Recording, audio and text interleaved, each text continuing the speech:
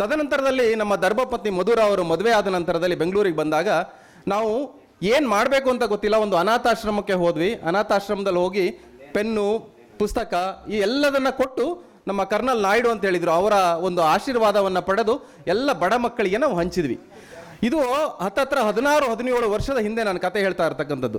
ನಿಮಗೆ ಸೇವೆ ಮಾಡ್ತಕ್ಕಂತಹ ಮನೋಭಾವ ಯಾವಾಗ ಹುಟ್ಟಬೇಕಪ್ಪ ಅಂದರೆ ಮಕ್ಕಳಿದ್ದಾಗಲೇ ಹುಟ್ಟಬೇಕು. ನೋಡಿ, ಸಣ್ಣ ಸಣ್ಣ ಮಕ್ಕಳಿದ್ದಾರಲ್ಲ, ಇಂಥವ್ರಲ್ಲೇ ಸೇವಾ ಮನೋಭಾವ ಅನ್ನೋದು ಹುಟ್ಟಬೇಕು. ಅದು ಹುಟ್ಟಿದ ಮೇಲೆ ಅದನ್ನು ನೀವು ಹಾಗೆ ಇಟ್ಕೋಬೇಕು. ಹೇಗೆ ಸೇವೆ ಮಾಡೋದು? ನೀವು ಕೆಲವೊಬ್ಬರು ಹಾಡನ್ನು ಹೇಳಿ ಕನ್ನಡದ ಸೇವೆಯನ್ನು ಮಾಡ್ತಾರೆ, ಕೆಲವೊಬ್ಬರು ಆಶ್ರಮಗಳನ್ನು ಈಗ ನೀವು ಕಟ್ಟಿ ಅದರ ಬಗ್ಗೆ ಅನ್ನದಾನವನ್ನು ಮಾಡ್ತಕ್ಕಂಥ ಇರ್ಬೋದು. ನಮ್ಮ ತುಮಕೂರಿನಲ್ಲಿ ಸಿದ್ಧಗಂಗಾ ಮಠ ನೋಡಿದಿರಲ್ವಾ? ಎಷ್ಟು ಜನ ಸಿದ್ಧಗಂಗಾ ಮಠ ನೋಡಿದ್ದೀರಾ ಅಲ್ವಾ? ನೋಡಿ, ಅಲ್ಲಿ ಅನ್ನ ತಿಂದವರಿಗೆ ನಿಮಗೆ ಬೆಲೆ ಗೊತ್ತಿರ್ತದೆ, ಸೇವೆಯ ಮನೋಭಾವ ಅಂದರೆ ಹೇಗಿರ್ತದೆ ಅಂತ. ಪ್ರತಿಯೊಬ್ಬರಿಗೂ ಅನ್ನದಾನವನ್ನು ಮಾಡ್ತಕ್ಕಂಥದ್ದು ಇದು ಒಂದು ಸೇವೆ. ಗಿಡ ನೆಡ್ತಕ್ಕಂಥದ್ದು, ಈಗ ಮೊನ್ನೆ ತಾನೇ ನೀವು ಸಾಲು ಮರದ ತಿಮ್ಮಕ್ಕ ನಮ್ಮನ್ನು ಅಗಲಿದ್ದಾರೆ. ಅವರು ನೋಡಿ, ಮಕ್ಕಳಿಲ್ಲ ಅಂತ ಕೊರತೆಯನ್ನು ನೀಗಿಸ್ಲಿಕ್ಕೋಸ್ಕರ ಏನು ಮಾಡಿದ್ರು? ಗಿಡ ನೆಡ್ತಾ ಬಂದರು. ಅದು ಕನ್ನಡದ ಸೇವೆನೇ ಅಲ್ವಾ? ಹೀಗೆ ಪ್ರತಿಯೊಂದು ನೀವು ಯಾವುದಾದ್ರೂ ಒಂದು ನಿಮ್ಮ ಕಾರ್ಯವನ್ನು ನೀವು ರೂಪದಲ್ಲಿ ಕನ್ನಡದ ಸೇವೆಯನ್ನು ಮಾಡಬಹುದು. ನಾವು ಶ್ರೀಗಂಧದ ಬೀಡು ಕನ್ನಡ ನಾಡು ಅಂತ ಏನು ಈಗ ಉದ್ಘಾಟನೆ ಮಾಡಿದ್ವಲ್ಲ, ಈ ಸಂಸ್ಥೆಯ ಅಡಿಯಲ್ಲಿ ಶ್ರೀಗಂಧದ ಗಿಡಗಳನ್ನು ನೆಡ್ತಾ ಬಂದಿದ್ದೇವೆ.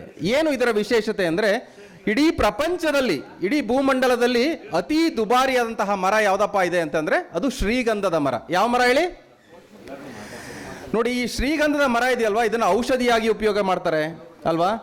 ಆಮೇಲೆ ನಮಗೆ ಎಲ್ಲ ತಿಲಕಗಳು, ನಾವು ಪೂಜೆ ಮಾಡಿದಾಗ ತಿಲಕ ಇಟ್ಕೊತೇವೆ, ಶ್ರೀಗಂಧದ ಹಾರಗಳನ್ನು ಹಾಕ್ತೇವೆ, ಮತ್ತು ಇದರಲ್ಲಿ ಮೂರ್ತಿಗಳನ್ನು ಮಾಡ್ತಾರೆ. ಆದ್ರಿಂದನೇ ಈ ಪ್ರಪಂಚದಲ್ಲಿ ಅತಿ ದುಬಾರಿಯಾದಂತಹ ಈ ಶ್ರೀಗಂಧದ ಮರ ಎಲ್ಲಿ ಬೆಳೀತದೆ ಅಂದರೆ ನಮ್ಮ ಕನ್ನಡ ನಾಡಲ್ಲಿ ಯಥೇಚ್ಛವಾಗಿ ಬೆಳೀತದೆ. ಇದನ್ನು ಬೆಳಿಲಿಕ್ಕೆ ಬಹಳ ಬೇರೆ ಬೇರೆ ದೇಶದವರು ಪ್ರಯತ್ನ ಪಟ್ಟರು, ಆದರೆ ಯಾರ ಕೈಲೂ ಆಗಿಲ್ಲ. ಅದು ಆಸ್ಟ್ರೇಲಿಯಾ ಮತ್ತು ನೇಪಾಳದಲ್ಲಿ ಸ್ವಲ್ಪ ಬೆಳೀತದೆ, ಬಿಟ್ಟರೆ ನಮ್ಮ ಕನ್ನಡ ನಾಡಲ್ಲಿ ಅತಿ ಹೆಚ್ಚು ಬೆಳೀತದೆ. ಅದಕ್ಕೆ ನಮ್ಮ ರಾಜ್ಕುಮಾರ್ ಅವರು ಏನು ಹೇಳ್ತಾರೆ, ಇದನ್ನೆಲ್ಲ ನಮ್ಮ ಸ್ಯಾಂಡಲ್ವುಡ್ ಅಂತ ನಾವು ಏನು ಕರಿತೇವೆ, ನಮ್ಮ ಫಿಲಮ್ ಲ್ಯಾಂಡನ್ನು ಸ್ಯಾಂಡಲ್ವುಡ್ ಅಂತ ಏನಕ್ಕೆ ಕರಿತೇವೆ ಅಲ್ವಾ? ಗಂಧದ ಗುಡಿ ಅಂತ ಚಿತ್ರ ಏನಕ್ಕೆ ಬಂತು ಅಲ್ವಾ? ಅದಕ್ಕೋಸ್ಕರ ನಾವು ಶ್ರೀಗಂಧದ ನಾಡು ಅಂತ ಕಟ್ತೇವೆ. ಈ ಸಂಸ್ಥೆಯಡಿ ನಾವು ಸಾವಿರಾರು ಶ್ರೀಗಂಧದ ಗಿಡಗಳನ್ನು ನೆಡ್ತಾ ಬಂದಿದ್ದೇವೆ. ಮುಂದೆನೂ ಕೂಡ ಹಾಗೆ ನೆಟ್ಕೊಂಡು ಈ ಪರಿಸರವನ್ನು ಉಳಿಸ್ತಕ್ಕಂತಹ ಕೆಲಸವನ್ನು ಮಾಡ್ತೇವೆ. ಅದೇ ರೀತಿಯಾಗಿ ಸಣ್ಣ ಪುಟ್ಟ ಮಕ್ಕಳಿಗೆ ಬೇಕಾದಂತಹ ಒಂದು ಓದಲಿಕ್ಕೆ ಸಹಾಯವಾಗ್ತಕ್ಕಂತಹ ಏನೇ ಒಂದು ಕೆಲಸ ಇರ್ಬೋದು, ಅದು ಪುಸ್ತಕ ಇರ್ಬೋದು ಅಥವಾ ಒಂದು ಫೀಸ್ ಕಟ್ಟೋದಿರ್ಬೋದು, ಇಂತಹ ಸಣ್ಣ ಸಣ್ಣ ಕೆಲಸಗಳನ್ನು ಕೂಡ ನಾವು ಮಾಡ್ಕೊಂಡು ಬಂದಿದ್ದೇವೆ, ಮುಂದೇನೂ ಕೂಡ ಮಾಡ್ತೇವೆ ಅಂತ ಹೇಳ್ತಾ, ಕೊನೆಯದಾಗಿ ನಾನು ಈ ಕನ್ನಡ ರಾಜ್ಯೋತ್ಸವದ ಬಗ್ಗೆ ಒಂದೆರಡು ಮಾತಾಡಿ ಹೇಳ್ತೇನೆ. ನೋಡಿ, ಕನ್ನಡ ರಾಜ್ಯೋತ್ಸವನ ನಾವು ಏನಕ್ಕೆ ಆಚರಣೆ ಮಾಡ್ತೇವೆ ಅನ್ನೋದನ್ನು ನೀವು ಬಹಳ ಮುಖ್ಯವಾದಂತಹ ವಿಷಯ ತಿಳ್ಕೋಬೇಕು. ನೋಡಿ, ಕನ್ನಡ ಅಂತಕ್ಕಂಥದ್ದು, ಕರ್ನಾಟಕ ಅಂತದ್ದು ಒಡೆದು ಹಂಚು ನೂರಾರು ಪಾಲಾಗೋಗ್ಬಿಟ್ಟಿದ್ದು. ಬ್ರಿಟಿಷರು ಏನು ಮಾಡ್ತಾ ಇದ್ರಪ್ಪ ಅಂದರೆ ಒಡೆದು ಆಳುವಂತಹ ನೀತಿ. ಎಲ್ಲೆಲ್ಲಿ ಒಗ್ಗಟ್ಟಿದೆ ಅದನ್ನೆಲ್ಲ ಹಾಳು ಮಾಡಿಬಿಡೋದು, ಒಡೆದಾಗ್ತಕ್ಕಂಥದ್ದು. ಅದೇ ಅವರ ಬ್ರಿಟಿಷರ ನೀತಿ. 1905ರಲ್ಲಿ ನೋಡಿ, ಏನು ನಮ್ಮ ಉದಯವಾಗಲಿ ನಮ್ಮ ಚೆಲುವ ಕನ್ನಡ ನಾಡು, ಉದಯವಾಗಲಿ ನಮ್ಮ ಚೆಲುವ ಕನ್ನಡ ನಾಡು ಅಂತ ಹಾಡನ್ನು ಹುಯಿಗೋಳ್ ನಾರಾಯಣರವರು ಹೇಳಿದ್ರಲ್ವ, ಅಂತಹ ಒಂದು ಕನಸನ್ನು ಮೊದಲು ಕಾಣ್ತಾರೆ 1905ರಲ್ಲಿ. ತದನಂತರದಲ್ಲಿ 1915ರಲ್ಲಿ ವಿಶ್ವೇಶ್ವರಯ್ಯನವರು ಕನ್ನಡ ಸಾಹಿತ್ಯ ಪರಿಷತ್ತನ್ನು ಸ್ಥಾಪನೆ ಮಾಡ್ತಾರೆ. ಅಂದಿನಿಂದ ಇವತ್ತಿನ ತನಕ ಕನ್ನಡದ ಪರವಾಗಿ ಅದು ಕೆಲಸ ಮಾಡ್ತಾ ಇದೆ ಅಲ್ವಾ?